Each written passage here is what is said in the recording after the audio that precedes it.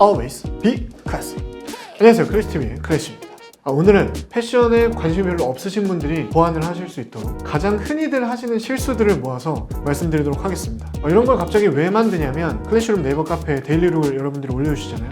정말 옷들을 멋있게 잘 입으시더라고요. 패셔너블하게 많이 배웁니다, 보면서. 정말 감사드리고요. 근데 이런 좋은 사례들을 보다 보니까 좀 이런 안 좋은 사례들도 있지 라는 생각이 자연스럽게 들더군요. 또 이제 좀 있으면 봄이지 않습니까? 봄을 맞이해서 여러분들께 팁을 드리고자 이 영상을 준비했습니다. 총 4가지로 말씀드릴 수 있을 것 같아요. 일단 첫 번째는 셔츠, 두 번째는 바지, 세 번째는 아우터, 다음은 양말. 그래서 말 그대로 패션에 정말 관심이 없으신 분들도 이렇게만 안 하면 중간은 간다, 여러분들 말로 평타는 친다, 그런 팁들을 말씀드릴게요. 일단 구독과 좋아요 그리고 알람 설정 꼭 부탁드립니다. 첫 번째, 셔츠입니다. 셔츠의 경우에는 먼저 말씀드리고 싶은 건 소재예요. 아버님들 그 셔츠를 사는 브랜드들이 있죠. 어떤 브랜드라고 말씀은 안 드리겠지만 그런 브랜드들의 셔츠를 보면 뭔가 반짝거리거나 아니면 좀 특이하게 막 그물 패턴이 있거나 그런 셔츠들이 많이 있거든요. 굉장히 올드해 보입니다. 안 입으시는 게 좋고 차라리 단색으로 된 면 셔츠를 고르시는 게 안전할 것 같고요. 다음은 패턴입니다. 셔츠나 소위 말하는 이제 남방이나 입으실 때 좀 애매한 패턴을 입으시는 경우가 많아요. 특히 체크 패턴의 셔츠를 잘못 입으시면 굉장히 쉽게 패고가 되실 수도 있습니다. 그래서 이 체크 패턴을 만약에 입고 싶으시면 제가 매번 말씀드리는 클래식 패턴들을 고르시는 게 좋아요. 깅엄 체크나 타탄 체크나 글렌 체크 같은 이런 오래된 체크 패턴만 입어주셔도 중간은 갑니다. 소화하시기가 훨씬 쉽고. 다음은 이제 팔 부분인데, 여러분들 제가 여러 영상에서 강조드리지만 아무리 여름에 덥더라도 반팔 셔츠는 절대 입으시면 안 됩니다. 이건 정말 여성분들도 싫어요. 아저씨같이 느낀다고 해요. 그래서 저는 회사원일 때도 절대 반팔 셔츠를 한 번도 입은 적이 없고요. 클래식 복식이 예절에도 어긋나는 옷이거든요. 그래서 정 더우시면 그냥 긴팔 드레스 셔츠를 입으시고, 제가 또 접는 방법 알려드린 영상이 있어요. 그 영상을 보시고 따라서 접어주시면 훨씬 비율도 좋아 보이고 좀 더 남성스러워 보입니다. 살짝 섹시하게. 다음은 아랫 기장이에요. 셔츠의 아랫 기장. 보통 이제 드레스 셔츠 같은 경우에는 기장이 긴 걸 추천을 드립니다. 왜냐면 바지 안에 넣어서 입으셔야 되기 때문에 막 활동을 하더라도 이게 끝까지 삐져나오지 않도록. 남방 같은 경우에는 바지 속에 넣지 않고 티셔츠 위에 이렇게 걸치시는 경우도 많이 있으시죠. 그래서 그런 경우에는 너무 길지 않게 좀 적당한 길이에 남방을 입어주시는 게 좋겠죠. 이 셔츠 같은 경우에도 어떤 용도로 입으실 건지 명확하게 생각을 하시고, 넣어 입으실 거면 기장이 긴 셔츠, 빼서 입으실 거면 중간 기장에 똑 떨어지는 셔츠를 입으시는 게 좋아요. 너무 짧은 셔츠는 반대로 생각하면 다리가 길어 보인다고 생각을 하실 수도 있는데, 그런 장점이 있을 수도 있지만 어려 보인다 그래야 되나? 애매해 보일 수가 있어요. 그래서 그건 좀 피해 주시면 좋을 것 같습니다. 마지막은 셔츠의 이너에 대해서 말씀드릴 건데, 좀 땀을 많이 흘리시는 분들이나 아니면 좀 제2의 눈이 있으신 분들 같은 경우에는 셔츠 안에 반팔 티셔츠를 좀 많이 입으시죠. 그 중에는 아예 이렇게 이너용으로 나온 티셔츠들이 있어요. 굳이 입으신다면 그런 걸 입으시는 게 좋을 것 같고, 원래는 드레스 셔츠 안에는 아무것도 입지 않는 것이 맞습니다. 저는 항상 그렇게 입고 있고, 여기서 가장 안 좋은 케이스는 티셔츠에 만약에 크루넥을 입으시면 라운드 티셔츠 있잖아요. 넥라인이 보이는 게 있어요. 분명히 셔츠를 입었는데 여기에 흰색이나 회색으로 넥라인이 보이는 그런 경우가 저는 좀 최악이라고 생각을 하거든요. 그런 티셔츠는 절대 안에 안 입어주시기를 추천드립니다. 자, 다음 두 번째는 바지입니다. 일단 바지의 핏에 대해서 말씀드릴게요. 만약에 본인이 좀 패션에 별로 자신이 없다 싶으시면 너무 과감한 바지는 안 입으시는 게 최고예요. 배기 팬츠라든지 부츠컷이라든지 아니면 좀 통이 애매한 바지들은 피하시는 게 좋습니다. 그럼 어떤 핏을 추천하느냐? 일단 가장 매치하기 쉬우신 핏은 테이퍼드 핏이에요. 제가 보기엔 아시아인들한테 제일 잘 어울리는 핏인 것 같거든요. 허벅지에서부터 종아리까지 조금씩 좁아지는 그런 핏을 테이퍼드 핏이라고 하는데, 이런 경우가 옷 매치하기도 가장 쉽고 신발 매치하기도 쉽더라고요. 여기서 한 발 더 나아가면 이제 일자 핏을 가실 수도 있어요. 일자 핏은 말 그대로 허벅지부터 종아리까지의 라인이 일자인 겁니다. 그래서 일자 핏의 경우에는 테이퍼드 핏에 비해서 다리가 좀 길어 보이는 효과도 있고요. 그래서 착장에 따라서 일자 핏이 잘 어울리는 착장들이 또 따로 있죠. 결론은 이 바지의 핏을 잘 모르시겠으면 매장에 가셔서 테이퍼드 핏과 일자 핏만 먼저 입어보세요. 그러면서 어떤 핏이 나한테 좀 잘 어울리는가 찾아보시는 게 도움이 될 것 같습니다. 다음은 무릎 나온 바지에 대해서 말씀드리고자 하는데요. 청바지가 됐든 치노 팬츠가 됐든 여러 가지 바지들은 많이 입으면 이제 소위 말하는 무릎 발사가 되죠. 무릎 부분이 튀어나오게 됩니다. 그래서 저도 무릎 나온 바지를 하나 가져와 봤는데, 입었을 때 이게 보이실지 모르겠는데 좀 튀어나와 있어요. 옆으로 보여드리면 좀 보이려나?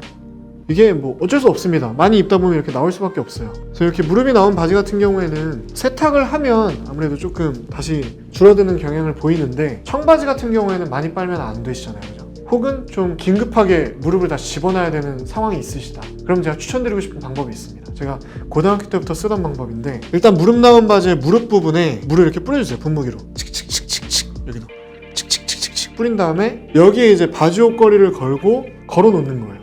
그러면 이제 이게 마르면서 무릎 나온 부분이 뭐 빨래를 했을 때만큼 확연하게 펴지진 않지만 육안으로 봤을 때 굉장히 많이 펴진 게 보이실 거예요. 급하게 나가실 일이 있을 때는 분무기를 좀 이용해 보시면 좋을 것 같고요. 다음은 바지의 기장입니다. 기장이 안 받는 바지의 경우에는 좀 이상하게 보일 수가 있어요. 일단 기장이 굉장히 긴 경우에는 신발을 막 덮고 막 이렇게 밑에 이렇게 주름이 막 생기는, 그렇게 입는 경우에는 좀 칠칠치 못해 보이는 그런 느낌이 좀 있습니다. 반대로 기장을 너무 짧게 입으면 좀 모자라 보일 수가 있습니다. 조금 이제 보이실 수도 있으시고, 옛날에 저희 회사에도 이런 분이 있으셨어요. 항상 바지를 기장 엄청 짧게 입으시는 거예요. 그러면 사실 다리도 엄청 짧아 보이고 조금 사람이 가벼워 보입니다.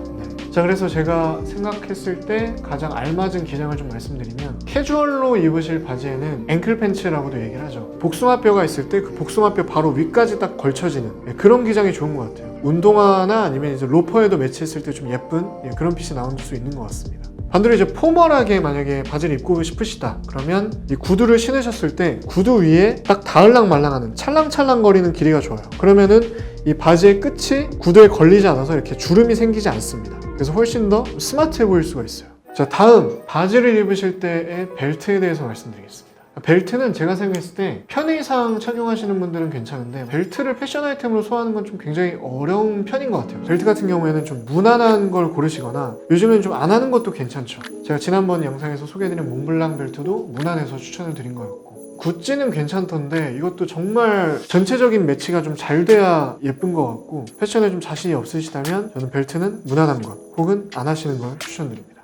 세 번째는 아우터입니다. 아우터까지 입으실 때는 꼭 기억하시면 좋은 게, 컬러가 3가지 이상을 넘지 않는 게 좋습니다. 톤온톤이나 톤앤톤이란 말도 좀 그래서 나온 경향이 있죠. 물론 컬러가 3가지가 넘더라도 이 색상들 사이에 매치가 잘 되면 상관없어요. 근데 이게 좀 생각보다 힘들거든요. 그래서 좀 자신 없으시면 컬러는 최대 2가지, 그러니까 3가지 이상이 되지 않도록 신경을 써주시면 좋을 것 같습니다.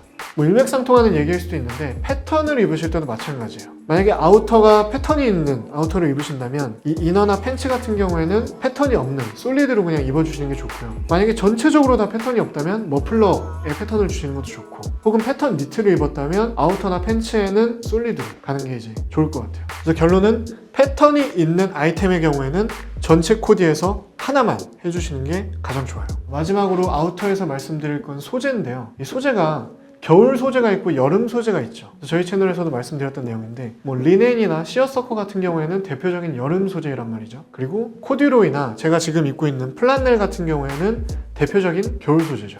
근데 이런 걸 막 섞으면 안 된다는 말씀을 드리는 겁니다. 예를 들면 플란넬 셔츠를 입으셨어요. 조금 두께감 있는 셔츠를 입으셨는데 위아래 수트를 뭐 시어서커나 리넨을 입으신다.